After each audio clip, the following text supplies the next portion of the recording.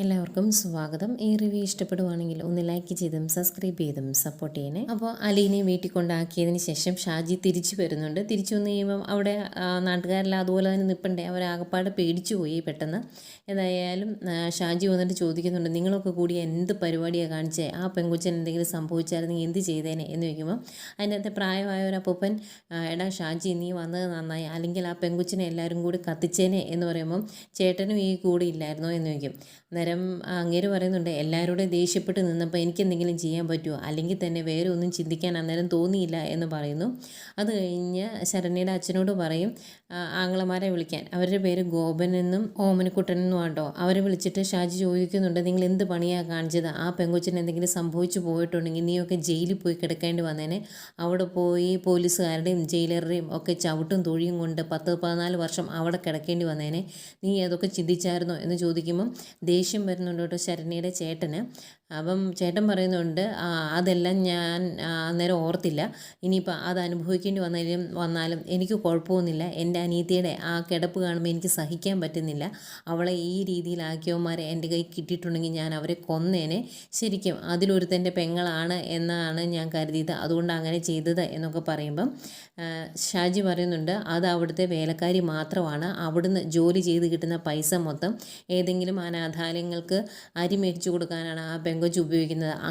അങ്ങനെ ഒരു പെൺകുട്ടിയാണ് നിങ്ങൾ ഇങ്ങനെയൊക്കെ ചെയ്യാൻ നോക്കിയത് എന്നൊക്കെ പറയുമ്പം അത് ആളറിയാതെ ചെയ്തു പോയതല്ലേ എന്നിങ്ങനെ പറയും. ഏതായാലും കോപം പറയുന്നുണ്ട്, ഇനിയാണെങ്കിൽ സൂക്ഷിച്ചും കണ്ട് ഓരോന്നും ചെയ്തോണം, ആവശ്യമില്ലാത്ത ഒന്നും ചെയ്തേക്കരുത്. ഞാൻ അന്നേരം ഓടി വന്നതുകൊണ്ട് എല്ലാവരും രക്ഷപ്പെട്ടു, അല്ലെങ്കിലത്തെ അവസ്ഥ നീ ഒന്ന് ഓർത്ത് നോക്കി എന്നൊക്കെ പറഞ്ഞിട്ട് ഞാനും നിങ്ങളെ തല്ലുമൊക്കെ ചെയ്തു. അന്നേരത്തെ അവസ്ഥയെ നിങ്ങളെ അതിൽ നിന്നൊന്ന് മാറ്റി നിർത്തണ്ടേ, അതിനു വേണ്ടിയാണ് ഞാൻ അങ്ങനെയൊക്കെ ചെയ്തത്, ഇതൊന്നും മനസ്സിൽ വെച്ചേക്കരുത് കേട്ടോ എന്നൊക്കെ പറഞ്ഞിട്ട് ഷാജി അവിടെ നിന്ന് പോവാം കേട്ടോ. പോയി കഴിയുമ്പോഴും ഇങ്ങനെയൊക്കെ പറഞ്ഞെങ്കിൽ ആകപ്പാടെ എല്ലാവർക്കും ഒരു കുറ്റബോധമാട്ടോ. അലീന പാവം പെൺകുട്ടിയാണ്, അനാഥയാണ് എന്നൊക്കെ പറഞ്ഞ് കേട്ടപ്പം ഇവിടെ നടന്ന ഈ സംഭവങ്ങളൊക്കെ ഫോണിൽ ഷൂട്ട് ചെയ്തതിന് ശേഷം അവിടെ തന്നെയുള്ള ഒരാൾ പോലീസിനെ വിളിക്കുന്നുണ്ട്. എന്നിട്ട് പറയും, ഞാൻ കണ്ണാടി കോളനിയിലെ ഒരു ആളാണ്, ഇവിടെ ഒരു പെങ്കൊച്ചിനെ എല്ലാവരും കൂടി മണ്ണെണ്ണ ഒഴിച്ച് കത്തിക്കാൻ നിർത്തിയേക്കുവാണ് എന്ന് പറയുമ്പോൾ അതൊക്കെ കണ്ടിട്ട് നീ അവിടെ വെറുതെ നിൽക്കുവാണോ എന്ന് പോലീസ് ചോദിക്കും. SI ആണേ ചോദിക്കുന്നത്. അന്നേരം അവൻ പറയുന്നുണ്ട്, ഞാൻ അതെല്ലാം കണ്ട് അവിടുന്ന് പേടിച്ച് ഓടിപ്പോന്നു. അവിടുത്തെ കാര്യങ്ങളെല്ലാം ഞാൻ വീഡിയോ എടുത്തിട്ടുണ്ട്, സാറിന് അയച്ചു തരാം. ആ ജ്വല്ലറിക്കാരൻ്റെ മോളാണ് എന്നാ പറഞ്ഞു കേട്ടത്. അവളെ എല്ലാവരും കൂടി കത്തിക്കുമെന്ന് പറയുമ്പം ആര്, ബാലേന്ദ്രൻ്റെ മകളോ, അവൾ അങ്ങോട്ട് വന്നോ എന്നൊക്കെ ചോദിക്കുവാണ്. അന്നേരം SIക്ക് ഒരു സംശയം, അവളുടെ പേരെന്നാന്നാ നീ പറഞ്ഞത് എന്ന് ചോദിക്കുമ്പോൾ അലീന എന്ന് പറയും. അന്നേരം അലീനയോ എന്ന് ചോദിച്ചിട്ട് നീ പെട്ടെന്ന് ആ വീഡിയോ ഒന്ന് സെൻഡ് ചെയ്തേ എന്ന് പറയും. ആ ചെറുക്കൻ അത് സെൻഡ് ചെയ്ത് കൊടുക്കുന്നു. അപ്പം തന്നെ പോലീസുകാർ അവിടുന്ന് പോരുവാണ് കണ്ണാടി കോളനിയിലേക്ക്. ഏതായാലും അലീനെ കുളി കഴിഞ്ഞ് വരുന്നേക്കും അലീനെ ചോറിനാനായിട്ട് കൂട്ടിക്കൊണ്ട് വരുവാണ് ഷാജി.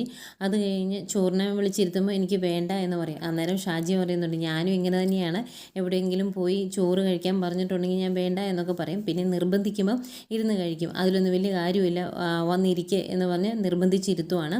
എന്നിട്ട് ഷാജി തന്നെ ചോദിക്കുന്നുണ്ട്, ഇവിടെ വന്ന് ഇഷ്ടംപോലെ തല്ലൊക്കെ കിട്ടിയതല്ലേ, നല്ല വിശപ്പ് കാണുമല്ലോ, അപ്പോൾ ചോറ് കഴിക്കുന്നതിന് കുഴപ്പമൊന്നുമില്ല എന്ന് പറയുന്നു. അത് കഴിഞ്ഞ് അമ്മ ചോറെല്ലാം കൊണ്ടുവയ്ക്കുന്നുണ്ട്. അങ്ങനെ ഷാജി ചോദിക്കുന്നുണ്ട്, എന്ത് ധൈര്യത്തിലാണ് ഇങ്ങോട്ട് വന്നത്?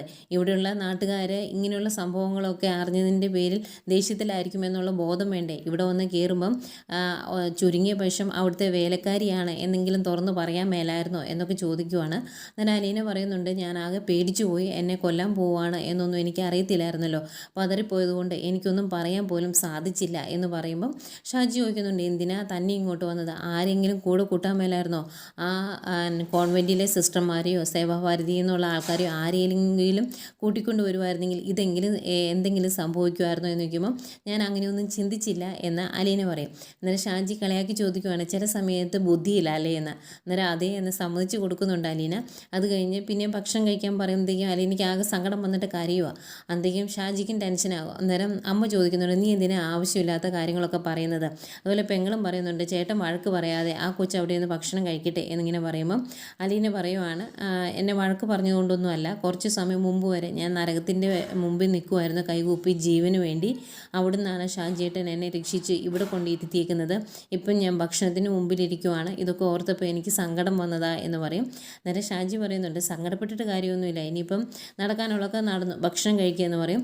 അത് കഴിഞ്ഞ് അലീന കഴിക്കാൻ തുടങ്ങുമ്പോൾ കണ്ണീര് വന്ന് ചോറ് വീഴുമ്പം അന്നേരം ഷാജി പറയുന്നുണ്ട്, പേടിക്കണ്ട, കുറച്ച് ഉപ്പിട്ടതാണെന്ന് കരുതിയാൽ മതിയെന്ന്. ഏതായാലും ഷാജി എല്ലാം വളരെ കൂളായിട്ട് എടുക്കുന്ന ഒരു മനുഷ്യനാണ്. അത് കഴിഞ്ഞ് ചോദിക്കുന്നുണ്ട്, നീ എന്തിനാ അങ്ങോട്ട് പോകുന്നത്? അവിടുത്തെ ആ പയ്യനെ രക്ഷിക്കണം, അവൻ്റെ പേര് മൊഴിയെടുക്കുമ്പം പറയരുത് എന്നൊക്കെ പറയാൻ വേണ്ടിയാണോ നീ ഇങ്ങോട്ട് വന്നത് എന്ന് ചോദിക്കുമ്പം അതിനൊന്നും വേണ്ടിയല്ല ഷാജിയേട്ട, എനിക്ക് അവളെ ആശ്വസിപ്പിക്കണം, അതിന് വേണ്ടിയാണ് വന്നത് എന്ന് പറയുമ്പം ഷാജി പറയുന്നുണ്ട്, അത് നിന്നെക്കൊണ്ട് സാധിക്കും എന്ന് നിനക്ക് തോന്നുന്നുണ്ടോ? കാരണം ഡോക്ടർമാരും കൗൺസിലിംഗ് ചെയ്യുന്നവരും ഒക്കെ ശ്രമിച്ചിട്ട് ഒരു മാറ്റവും ഇല്ല, അവൾക്ക് കല്ല് പോലെ ഇരിക്കുക, പിന്നെ നിന്നെക്കൊണ്ട് സാധിക്കുമോ എന്ന് ചോദിക്കുമ്പം അലീന പറയുന്നുണ്ട്, എന്നെക്കൊണ്ട് സാധിക്കും, അതുകൊണ്ടാണ് ഞാൻ വന്നത്, അവളെ ഈ ബുദ്ധിമുട്ടിൽ നിന്നും വിഷമത്തിൽ നിന്നും ഒക്കെ കരകയറ്റാൻ എന്നെക്കൊണ്ട് സാധിക്കും എന്ന് പറയുവാണ്.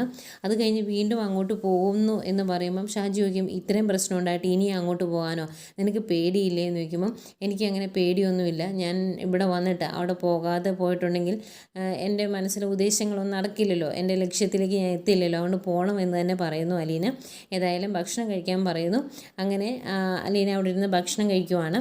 ഇതെല്ലാം കഴിഞ്ഞിട്ട് അലീന അവിടുന്ന് പോരുവാണ്. യാത്ര പറയുന്നുണ്ട് അമ്മയോടും ഷാജിയോടും ഒക്കെ. എന്നിട്ട് പറയും, ഇങ്ങനൊരു ഉപകാരം ഞാൻ ഒരിക്കലും മറക്കില്ല എന്നൊക്കെ പറയുമ്പം ആയിക്കോട്ടെ എന്ന് പറയും. അങ്ങോട്ട് പോകുമ്പോൾ സൂക്ഷിച്ചൊക്കെ പോകണം കേട്ടോ എന്നൊക്കെ പറഞ്ഞിട്ട് അവിടുന്ന് ഇറങ്ങി പോരുവാണ്. അതുപോലെ അലീനയുടെ ബാഗും കൊണ്ട് കൊടുക്കും. അന്നേരം അതിൽ നിന്ന് എന്തെങ്കിലും നഷ്ടപ്പെട്ടിട്ടുണ്ടെങ്കിൽ ഞാൻ ഉത്തരവാദിയല്ല കേട്ടോ എന്ന് ഷാജി പറയുമ്പം അലീന പറയുന്നുണ്ട്, അതിന് അതിൻ്റെ അകത്ത് വലിയ വലിയ സാധനങ്ങളൊന്നുമില്ല, എൻ്റെ ഒരു ഫോണും കുറച്ച് ചില്ലറ പൈസയേ ഉള്ളൂ എന്ന് പറയുന്നു. അങ്ങനെ യാത്ര പറഞ്ഞ് അവിടെ നിന്ന് ഇറങ്ങുവാണ്. എന്നിട്ട് ശരണ്യയുടെ വീട്ടിലോട്ടാണ് ചെല്ലുന്നത്. അവിടെ ചെല്ലുമ്പം ഇവിടെ അലീന കയറി വരുന്ന കാണുന്നത് അവർക്ക് ടെൻഷനാണ്. അന്നേരം അവിടെ 1-2 നാട്ടുകാർ നിൽപ്പുണ്ടേ, നീ എന്തിനാ ഇങ്ങോട്ട് വന്നത് എന്ന് ചോദിക്കും. അന്നേരം അലീന പറയുന്നുണ്ട്, എനിക്ക് ശരണ്യ ഒന്ന് കാണണമെന്ന്. അന്നേരം അവർക്ക് ഭയങ്കര ടെൻഷനാണേ. അമ്മ ചോദിക്കും, എന്തിനാ എൻ്റെ മകളെ കാണുന്നത്, അതാ എനിക്ക് അറിയേണ്ടത് എന്ന് പറയുമ്പം അലീന ചോദിക്കുന്നുണ്ട്, നിങ്ങൾ എന്തിനാ ഇങ്ങനെ പേടിക്കുന്നത്, ഞാനൊരു പെണ്ണല്ലേ, ബലം പ്രയോഗിച്ച് എനിക്കൊന്നും ചെയ്യാൻ സാധിക്കത്തില്ലല്ലോ, എനിക്ക് ശരണ്യ ഒന്ന് കാണണം, അവളെ ഒന്ന് ആശ്വസിപ്പിക്കണം, അത്രയേ ഉള്ളൂ എന്നിങ്ങനെ പറയുമ്പോഴും അച്ഛൻ ചോദിക്കുന്നുണ്ട്, അതിന് നീ എന്തിനാ ഇങ്ങോട്ട് വന്നത് എന്ന്. അന്നേരം എന്നെക്കൊണ്ട് അവളെ ആശ്വസിപ്പിക്കാൻ സാധിക്കും, അതുകൊണ്ടാണ്. നിങ്ങൾ ഒരു കാര്യവുമില്ലാതെ എന്തിനാണെന്ന് പോലും ചോദിക്കാതെ ഒരു പെൺകുട്ടിയെ മണ്ണെണ്ണ ഒഴിച്ച് കത്തിക്കാൻ കൂട്ടുനിന്നു പലരും. കൂട്ടുനിന്നവരല്ലേ, അങ്ങനെയുള്ളവർ എന്തിനാ ഇങ്ങനെ ഒരു കാര്യത്തിന് പേടിക്കുന്നത്, ഞാനൊന്നും ചെയ്യില്ല, ഉപദ്രവിക്കില്ല എന്നൊക്കെ പറഞ്ഞ് എന്തെങ്കിലും വേറെ നിവൃത്തിയില്ല. പിന്നെ മോളുടെ കാര്യമല്ലേ, അവൾക്കൊരാശ്വാസം കിട്ടിയാലോ എന്ന് അമ്മ ചിന്തിക്കുന്നുണ്ട്. അതുകൊണ്ട് അമ്മ അകത്തേക്ക് കയറി പോകുന്നു. കൂടെ അലീനയും ചേർ ചെല്ലുന്നുണ്ട്. എന്നിട്ട് ശരണ്യയുടെ റൂം കാണിക്കുവാണ്. അങ്ങനെ ശരണ്യയുടെ റൂമിൻ്റെ അങ്ങോട്ട് അലീന ചെല്ലുമ്പം ആകെ തളർന്ന് കിടക്കുന്ന ശരണ്യയാണ് കാണിക്കുന്നത്. ശരണ്യയുടെ അടുത്ത് പോയിരിക്കുന്നു, മോളെ എന്ന് വിളിക്കുവാണ്. എന്നിട്ട് ശരണ്യ നോക്കുന്നുണ്ട് കേട്ടോ. അന്നേരം നീ എന്തിനാ ഇങ്ങനെ വിഷമിക്കുന്നത്, നിനക്കൊന്നും പറ്റിയിട്ടില്ലടാ എന്നൊക്കെ പറയുമ്പം ശരണ്യയ്ക്ക് പിന്നെയും സങ്കടം വരുന്നുണ്ട്. എൻ്റെ മോളിങ് എഴുന്നേറ്റ് എന്ന് പറഞ്ഞിട്ട് അലീന അവളെ അവിടുന്ന് പിടിച്ചെഴുന്നേൽപ്പിക്കും. എന്നിട്ട് ചേർത്ത് പിടിച്ച് കെട്ടിപ്പിടിച്ചേക്കുവാണ്. എന്നിട്ട് പറയുന്നുണ്ട്, ഒരു നെറിയൽ ഉമ്മയൊക്കെ കൊടുക്കും കേട്ടോ. എന്നിട്ട് പറയും, നീ പേടിക്കണ്ട, നിനക്കൊന്നും സംഭവിച്ചിട്ടില്ല, നിൻ്റെ മനസ്സിലെ സങ്കടങ്ങൾ മൊത്തം നീ എന്നോട് തുറന്നു പറഞ്ഞു, അങ്ങനെ കരഞ്ഞു തീർത്തോ സങ്കടങ്ങളൊക്കെ, ഇനി നീ അങ്ങനെ വിഷമിക്കരുത് എന്നൊക്കെ പറയുവാണ്. അങ്ങനെ കുറച്ച് പറഞ്ഞ് കഴിയുമ്പോഴേക്കും ആകെ വിഷമമാണ് ശരണ്യയ്ക്ക്. ശരണ്യ പറയുന്നുണ്ട്, ഇനി ഞാൻ എന്തിനാ ജീവിച്ചിരിക്കുന്നത്, എന്തിനാ ജീവിക്കുന്നത് എന്നൊക്കെ ഞാൻ ഓർക്കുക എന്ന് പറയുമ്പം അലീന പറയുന്നുണ്ട്, അങ്ങനെ ചിന്തിക്കരുത്, നിനക്ക് എന്താ സംഭവിച്ചത്, ഒന്നും സംഭവിച്ചിട്ടില്ല, നല്ല സോപ്പിട്ട് നന്നായിട്ട് തേച്ചൊരച്ച് കുളിച്ച് കഴിഞ്ഞാൽ, നല്ല ഡ്രസ്സ് ഇട്ട് കഴിഞ്ഞാൽ നീ ശുദ്ധിയായി, നീ നല്ല കുട്ടിയായി, നിനക്ക് ഒരു കുഴപ്പമില്ല. പക്ഷേ നിന്നെ നശിപ്പിച്ചവർ, നിന്നെ ഉപദ്രവിച്ചവരാണ് ഇനി അനുഭവിക്കാൻ പോകുന്നത്. അവരിനി ഒരിക്കലും നല്ലതാവില്ല. അവരെങ്ങനെയൊക്കെ കുളിച്ചാലോ, എത്രയൊക്കെ നല്ല ഡ്രസ്സ് ഇട്ടാലോ, എത്രയൊക്കെ നന്നായിട്ട് ജീവിച്ചാലും അവരുടെ ജീവിതത്തിലെ ഈ പാപം ഇനി ഒരിക്കലും ഒഴിഞ്ഞു പോകില്ല.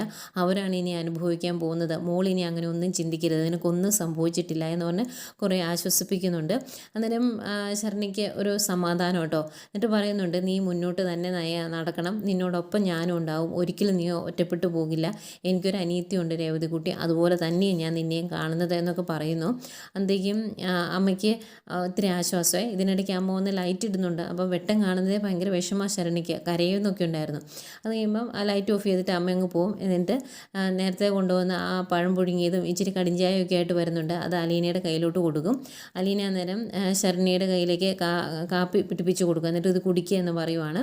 അത് ഒരു വാ കുടിക്കും. അത് കഴിയുമ്പോൾ പഴം കുറച്ചെടുത്ത് വായിലോട്ട് വെച്ച് കൊടുക്കുമ്പോൾ വേണ്ട എന്ന് പറയുക ശരണ്യ. അന്നേരം അമ്മ പറയുന്നുണ്ട്, ഒന്നും കഴിക്കില്ല, കുറച്ച് കഞ്ഞിവെള്ളം മാത്രം കുടിക്കും, അങ്ങനെ ഇവളിപ്പോൾ ഇവിടെ ഇവിടെ ജീവിക്കുന്നത് എന്ന് പറയുമ്പോൾ എന്തിനാ മോളെ ഇങ്ങനെയൊക്കെ ചെയ്യുന്നത്, മോളോട് ഞാൻ പറഞ്ഞില്ലേ മോൾക്കൊന്നും സംഭവിച്ചിട്ടില്ല, ഇത് കഴിക്കുക എന്ന് പറഞ്ഞ് നിർബന്ധിക്കുമ്പോൾ ശരണ്യ അതങ്ങ് കഴിക്കുക കേട്ടോ. അങ്ങനെ ചേർത്ത് പിടിക്കാനും ആശ്വസിപ്പിക്കാനും ആരുമില്ലല്ലോ. ബാക്കി എല്ലാവരും വന്ന് നിയമവശങ്ങളും കുഴപ്പമില്ല അങ്ങനെയാ ഇങ്ങനെയാ എന്നൊക്കെ പറയുന്നത് മാത്രമല്ലേ ഉള്ളൂ.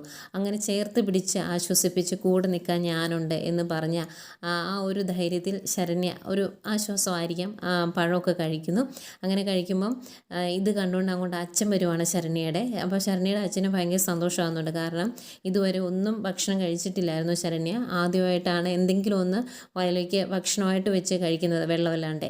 അത് കാണുമ്പോൾ അവർക്ക് ഒരുപാട് ആശ്വാസമാണ്. അത് കാണിച്ചുകൊണ്ടാണ് ഇന്നത്തെ എപ്പിസോഡ് അവസാനിക്കുന്നത്. പിന്നീട് അലീന അവിടെ നിന്ന് ഇറങ്ങിയിട്ട് ഷാജിയുടെ വീട്ടിലോട്ട് പിന്നെയും ചെല്ലുന്നുണ്ട്. എന്നിട്ട് ഷാജിയുടെ പെങ്ങളോട് പറയുന്നുണ്ട് കേട്ടോ, ഈ ചുരിദാർ ഞാൻ തിരിച്ചു കൊണ്ട് തന്നോളാം എന്നൊക്കെ. പിന്നെ അവരോട് നന്ദിയൊക്കെ പറഞ്ഞ് അവിടുന്ന് ഇറങ്ങുവാണ്. പിന്നെ വീട്ടിലെത്തി ബാലേന്ദ്രനോട് ഈ കാര്യങ്ങളൊക്കെ പറയുമ്പോൾ ബാലേന്ദ്രൻ ചോദിക്കുന്നുണ്ട്, ഇതൊക്കെ സംഭവിച്ചിട്ട് പിന്നെയും അങ്ങോട്ട് കയറി ചെല്ലാൻ നിനക്ക് എങ്ങനെ ധൈര്യം വന്നു, എന്ത് ധൈര്യത്തിലാണ് നീ കയറി ചെന്നത് എന്നൊക്കെ ചോദിച്ച് വഴക്ക് പറയുന്നുണ്ട്. അപ്പോഴത്തേക്കും പോലീസ് ഓടിപ്പിടിച്ച് ഇങ്ങോട്ട് എത്തും കേട്ടോ. അപ്പം അലീന പോയി ജനലിക്കട് നോക്കുമ്പോൾ പോലീസാണ് എന്നറിയുമ്പോൾ അലീനയ്ക്ക് ചെറിയൊരു ടെൻഷൻ. ബാലേന്ദ്രനോടും വന്ന് പറയുന്നുണ്ട്. പോലീസുകാർ വന്ന് കോളിംഗ് ബെൽ അടിച്ച് നിൽക്കുന്നു. ഇതൊക്കെ കാണിച്ചുകൊണ്ടാണ് ഇന്നത്തെ എപ്പിസോഡ് അവസാനിക്കുന്നത്.